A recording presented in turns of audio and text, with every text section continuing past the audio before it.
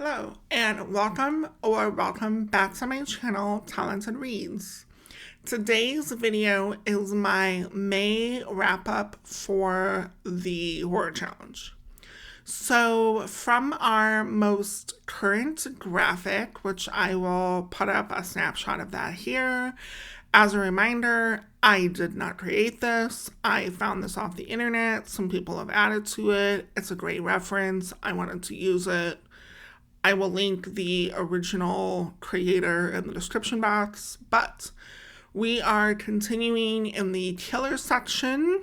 May's subgenre was crime in Giallo. I have completed I started, I know this bugged a lot of people, but I started in the far right and have completed the first two sections. There is a playlist of all those videos on my channel if you'd like to check them out. As a reminder, it's been a while since I posted one of these. I will go through, I picked some books to read that fit in that subgenre. I then talked about some of books that I've already read that I would recommend for this. And then now this graphic is obviously tailored to movies. So I then talked about some movies that I watched and then some movies that I have previously seen that I would recommend. So let's get into it. Now, like me, you might be wondering what in the world Giallo is. Now, this is an Italian word. It is yellow. It means yellow in Italian. So I'm probably mispronouncing this. If anybody's Italian out there, I'm sorry if I'm butchering it. But I did look this up on the internet because I know it's yellow for Italian, but I was not sure how this fit into the horror genre. And there are some varying definitions depending on what site you choose to visit. But in relation to specifically kind of Italian, there were some murder thriller kind of inspired by pulp novels that were sold a long time ago all throughout Europe. They were these bright yellow paperback editions, kind of hence why they call them Giallo, because it's a yellow for Italian. Now, in the current kind of horror space, this is a subgenre of murder that often contains elements of slashers, sex exploitation, psychological horror, and even some supernatural elements, which kind of fits it in with this horror subspace. This was an interesting subgenre for me. I don't typically pick up crime horror, and when I think of crime horror, I'm thinking along the lines of drug cartel, stuff like that. And I know when I kind of posted to the Reddit group kind of asking for some recommendations, a lot of them recommended cult type stuff, which that makes sense to me because I think a lot of cultist stuff is surrounded in violence with a little bit of these slasher and supernatural elements, so I can totally see that. Yeah, and I think what's surprising to me is when I think horror, I'm usually kind of aiming for the supernatural and monster elements.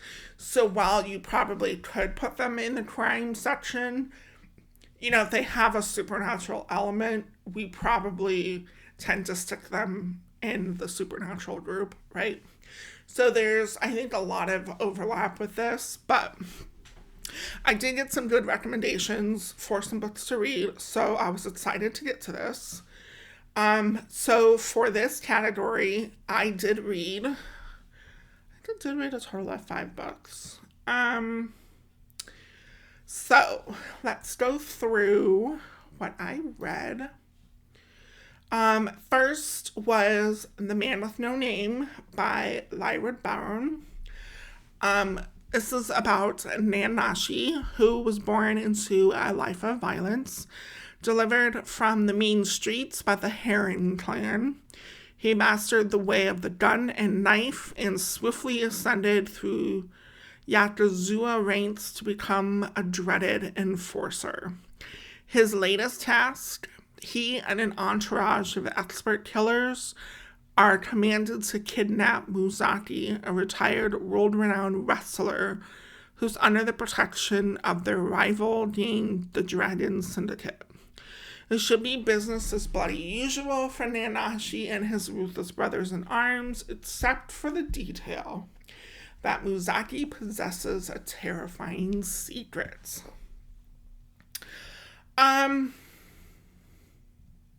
So this book gets a lot of love and praise, and I feel bad for rating it 3 stars for that reason. I just don't know that I'm the right audience for this book. Most of it went over my head. Like, I don't think I got it. And Nanashi seems like he's supposed to be this badass, and he's, like, in high regard in the book. But then, like, at one point when the violence is getting tough, he sinks to the floor and cries. Like, what the hell? I thought he was supposed to be this ruthless killer that's, like, born into the life of violence. I would think at this point in your career, like, crying in the fetal position would not be your reaction. But besides that, I think, what was his name? Muzaki was an interesting character. But again, I didn't think his so-called secret was, like, mind-blowing to me. Now, I will say, if Mizuki himself ever gets a book all about him, I would probably pick it up because he was a pretty interesting character. But all in all, I gave 3 stars. I can officially say I'm glad it was short. Next was The Last Days by Brian Evenson. Intense and profoundly unsettling, Last Days is a down-the-rabbit-hole detective novel set in an underground religious cult. The story follows Klein, a brutally dismembered detective forcibly recruited to solve a murder inside the cult. As Klein becomes more deeply involved with the group, he begins to realize the stakes are higher than he previously thought. Okay, so I'm not sure if you caught this from this synopsis that I just read, but I'd like to put emphasis on the word dismembered. This book was first published, I guess, as a limited edition novella titled The Brotherhood of Mutilation. To give you an idea of the extent of what we're talking about here.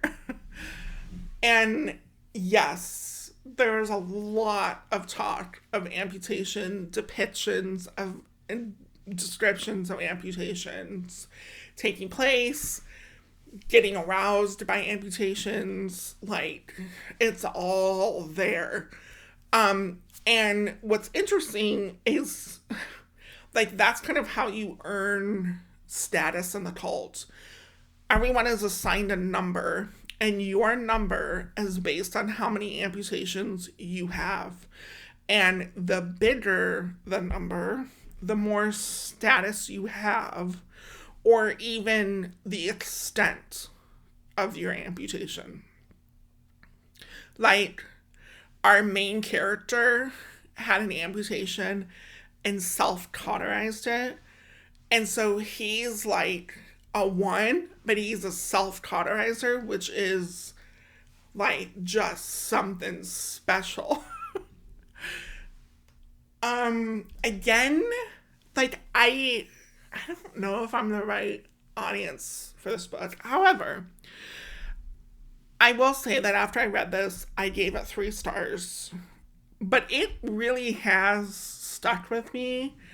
And I think if I were to go back and rate it, I would probably rate it a little higher. Just because it's one that really keeps you thinking. And I will say, like, I wasn't bothered by all the dismemberment. Though the scenes were rough, but like that's kind of the point.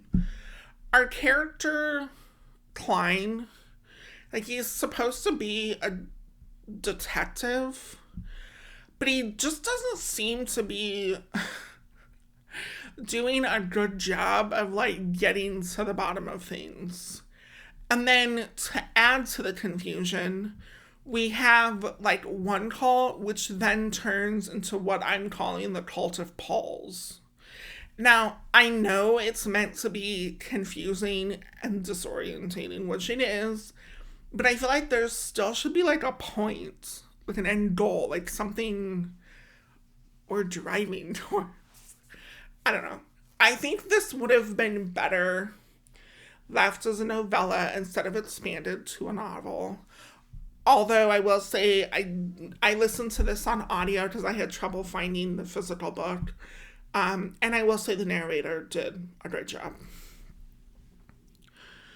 Next is Big Machine by Victor Lavelle.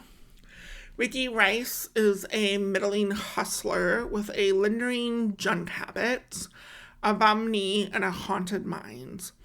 A survivor of a suicide cult, he scrapes by as a porter at a bus depot in Utica, New York, until one day a mysterious letter arrives summoning him to enlist in a band of paranormal investigators comprised of former addicts and petty criminals, all of whom had at some point in their wasted lives heard what may have been the voice of God.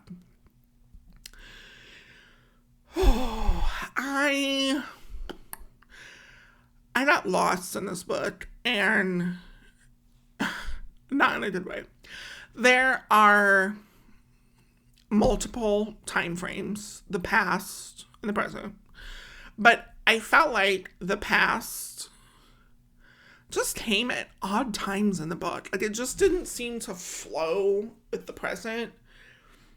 And, like, even in the present parts, there would be something that would happen.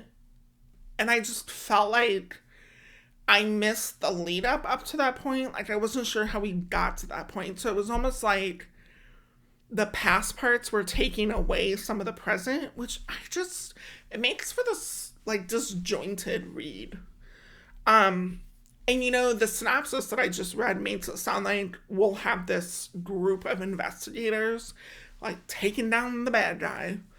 But that is like not at all what we got. Like, it just ended up being like one guy and one lady hunting down the bad guy, which was all right for the storyline because they were two very interesting people, but I do kind of wish we got to see more of the group. I think that would have been more powerful for what they needed to do in the end.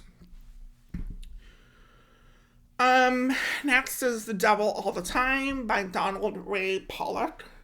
Set in rural southern Ohio and West Virginia, this book follows a cast of compelling and bizarre characters from the end of World War II to the 1960s. And caught in the middle of all this is Arvin Eugene Russell, Willard and Charlotte's orphan son, who grows up to be a good but also violent man in his own right. Okay. This book gets really good reviews, but I found it to be just okay. It's ultimately a story following a group of people, each dealing and living in their own special hell, which is violent and rough to read. The reading is kind of dry, and there is some harsh language and very hard scenes, which make it difficult to read. And my thought is, it's like it's rough to just be rough, you know? Like, again, what's the point? Where are we going with this, right?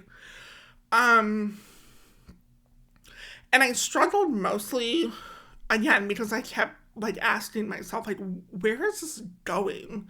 And it does like come together all in the end. But at that point, I had really just lost all interest. So I don't know. I will say I thought this was a nonfiction, but it is a fiction, and I believe there is a movie, which, if you don't read nonfiction because you think it's a little dry, like, that's ultimately what I thought of it. And lastly, I read The Butcher and the Wren by Alana Urquhart. Something dark is lurking in the Louisiana bayou.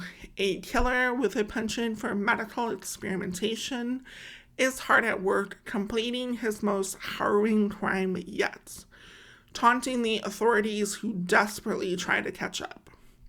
But forensic pathologist Dr. Ren Moeller is the best there is. Armed with an encyclopedic knowledge of historical crimes and years of experience working in the medical examiner's office, she's never encountered a case she couldn't solve. Until now. This book has gotten some mixed reviews, and I would say more lower ratings, but I really enjoyed this. I loved the serial killer aspect, and it really kept me engaged, and I ended up reading this pretty quickly because I really wanted to find out, like, what was happening, what was going to be the end. I thought the character mix was good, and I would definitely put this in the horror crime section because, the killing scenes are pretty gruesome. I mean, usually you have a serial killer, so... there was a really nice twist at the end, and it left it open. So I hope that means there's going to be a second book. And if there's a second book, I will definitely be picking it up. All right, let's chat through my book recommendations, then we'll get into the movies. So first, I have Bone White by Ronald Mulvey. Paul saw the report on the news. A mass murderer leading police to his victims' graves in remote Dred's Hand, Alaska. It's not even a town, more like the bad memory of a town. The same bit of wilderness where his twin brother went missing a year ago. As the bodies are exhumed, Paul travels to Alaska to get closure and put his grief to rest. But the mystery is only beginning. This was a sneaky kind of dread. Like, it builds throughout the book. And the small town feel makes for a very isolating atmosphere, and the residents are not very forthcoming, which normally you could be kind of annoying, but it just instead, like, it gives it this kind of awkward, like, eerie feeling to it. And then, you add a nice little supernatural element to it, and bam, you got yourself a nice, spicy, haunting stew. And if crime horror is what you enjoy, or if you want to read more of it, I would definitely recommend picking up Ronald Mulvey. He is known as a horror author, but his books blend the crime and horror really well. So this was the first book by him that I've read, and I've since picked up almost all of his books. They're really enjoyable. He has a really nice writing style. So, yeah. Next, oh man. Hold on, I lost my spot. Next is The Devil Takes You Home by Gabino Iglesias. This is about Mario, buried in debt and struggling. He decides to do something drastic and takes a job as a hitman. As the need for money increases, his hitman work turns into hijacking a cartel's shipment along with 2 occupants. But he gets more than he bargained for. Okay, so I have to admit this really surprised me. I don't typically like to read crime, drug cartel novels, so I didn't really read the synopsis. Like, the title taught me, the book cover looked really intriguing, so I picked it up, and then I got the crime, drug cartel thing, and I was like, oh, like, I don't know if I'm gonna like this. I thought about DNFing it, but I thought, you know what, I'm just gonna keep reading, and I'm so glad I did. Mario goes on this journey that is far more than just a drug run. There's a lot of, like, supernaturally elements. You know, he meets the big boss who has this weird thing that he does, which is pretty horrifying in itself. You know, they use this really dark tunnel on their drug runs, and there are things in the dark. The book never really explains it, but I think that's okay because it just adds this layer of mystery to the atmosphere of the book and, like, what's going on, and it just makes it all that much more intense. There's a lot of paranoia and madness and deception that, like, even you as a reader just can't help but get caught up in. And I thought the ending was perfection. So, next is Confessions by Kanye Minato. After calling off her engagement in the wake of a tragic revelation, Yuko had nothing to live for except her only child, 4-year-old Minmami. Now, following an accident on the grounds of the middle school where she teaches, Yuko's given up and tendered her resignation. But first, she has one last lecture to deliver. She tells a story that upends everything her students ever thought they knew about 2 of their peers and sets in motion a diabolical plot for revenge. So I will not say much because this is on the shorter side, and if at this point you haven't read this book and you've managed to not get spoiled, you really should go into this blind. This is a story of revenge at its heart, but with conversations of ethics on student-teacher relationships and so much more. There is a lot of violence in this book, which is, I think, surprising because you don't expect that from kids of this age. But yeah, it's very dark. And it's a very good psychological suspense mixed with horror. And lastly, I have Such Small Hands by Andres Barba. Life changes at the orphanage the day 7-year-old Marina shows up. She is different from the other girls. At once an outcast, an object of fascination. As Marina struggles to find her place, she invents a game whose rules are dictated by a haunting violence. So, if you didn't know anything about this book, it is translated. Oh, I want to say it's translated from Spanish. Um, this book is actually based on a crime that did occur at an orphanage some years ago, which is horrific to think that kids at such a young age could pull off something this intense. This is a little book, but oh, it packs a punch. I think it's a little slow to start, and you as the reader are more aware of this dark path that these young girls are putting themselves on, like even before they realize it, which just adds to this, like it adds this layer of just dread to the book. It is pretty dark. It's got a subtle type of intense read. Yeah. I don't even remember how I came across this book, but I remember the cover freaked me out because it has like a simple doll on it. But I'm so glad that I found it. And I don't know that this is that well known because I don't see it a lot on BookTube. But if you have it and have not read it, please do. It's great. If you've never heard of it and are somewhat interested in it, please pick it up because it's great. Okay. Now let's talk through the movies that I watched. There were only 2 that I picked up.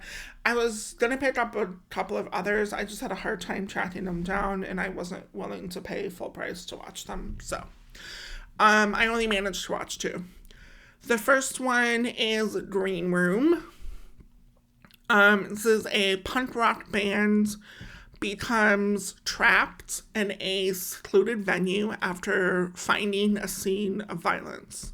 For what they saw, the band themselves become targets of violence from a gang of white power skinheads who want to eliminate all evidence of the crime. What a strange movie.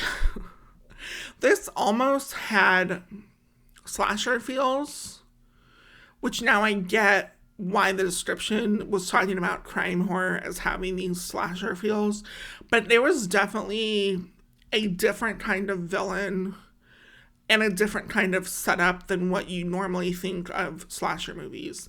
I did my slasher subgenre. That was fun. Go check it out if you haven't seen my video. Patrick Stewart, who we all know from Star Trek, plays the owner of this venue and the leader of the skinhead gang group. And I've never seen him in this kind of a dark role, but oh man, he's done a great job. I will say this is definitely not a movie for the squeamish either. There's some pretty rough violence scenes, and of course the gang activity always makes it a little rough. And the second movie that I watched is Last Night in Soho. This is about an aspiring fashion designer who is mysteriously able to enter the 1960s, where she encounters a dazzling wannabe singer. However, the glamour is not all it appears to be, and the dreams of the past start to crack and splinter into something far darker.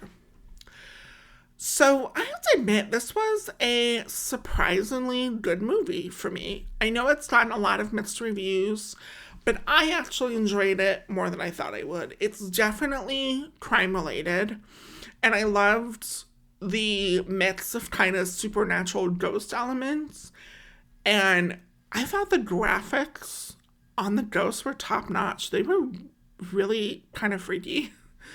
And it had a few good twists and turns, which I loved, an ending, which I wasn't expecting. Had some really good music, which was always nice to see. It is kind of rough. There's a lot of sexual violent scenes in here, so beware of that. But all in all, I'd say it wasn't that bad. Now, for the movies that I would recommend, there are 3. And yes, these are newer movies. First is Malignant. Paralyzed by fear from shocking visions, a woman's torment worsens as she discovers her waking dreams are terrifying realities. Oh man, this movie. I would recommend this just cause. And don't look up anything on the movie because you will definitely get a spoiler. Just go into this blind. Trust me, you're in for a treat. This movie is definitely focused around crime in all aspects. There's domestic violence, child violence, and just growing up with trauma in general. And there's that one scene, which, if you've seen the movie, then you know. What a freaking trip, and some really cool camera effects and angles, and just acting in general. It's trippy. I remember watching this with a friend, and afterwards we kind of just looked at each other and was like, what the hell did we just watch? Oh, good times. Next is Barbarian. This is about a young woman who discovers the rental home she booked through like an Airbnb kind of thing is already occupied by a stranger. Against her better judgment, she decides to spend the night, but soon discovers there's a lot more to fear than just an unexpected house guest. So this movie, to me, is horrifying because there's a lot of truth to the events. I mean, we've already heard some horror stories with Airbnb rentals, and I could totally see something like this happening, which just adds to the creepy factor, right? And I'm not going to say much about it, because again, I think it's one you kind of have to go into a little blind. I have to admit, the ending and turn of events caught me off guard. Another crazy one. But yeah, another good one. And my last recommendation is The Night House. Reeling from the unexpected death of her husband, Beth is left alone in the lakeside home he built for her. She tries as best she can to keep it together, but then the dreams come. Disturbing visions of a presence in the house call to her, beckoning with a ghostly allure. But the harsh light of day washes away any proof of a haunting. Against the advice of her friends, she begins digging into his belongings, yearning for answers. So this movie always shows up in the horror section, like when you're searching for movies and like HBO Max and Hulu and all those. But I would say it's really borderline thriller as well. There are some pretty violent, gruesome scenes, which is probably why they stick it in horror. So I'm rolling with it as a horror movie and recommending it here for the crime horror section because it is at its foremost a crime movie. While I was watching this, I kept thinking, I don't know if I like this. It's just not doing much for me. But then it got good, like really good. Rebecca Hall plays our main character, Beth, and she did a fantastic job, as she always does. It's trippy. It's confusing. It messes with your sense of reality. And it really makes you kind of not want to be alone at night, you know? It's kind of trippy. But that is everything for today's video. Drop a comment below and let me know if you have any crime horror favorites, whether that be books or movies. I'd love to hear about them. And let me know if you have seen any of these movies or read any of these books. I'd also love to know what you think about them. And on to the next horror subgenre. It's going to be an interesting one, people. And we'll see you in the next video. Bye.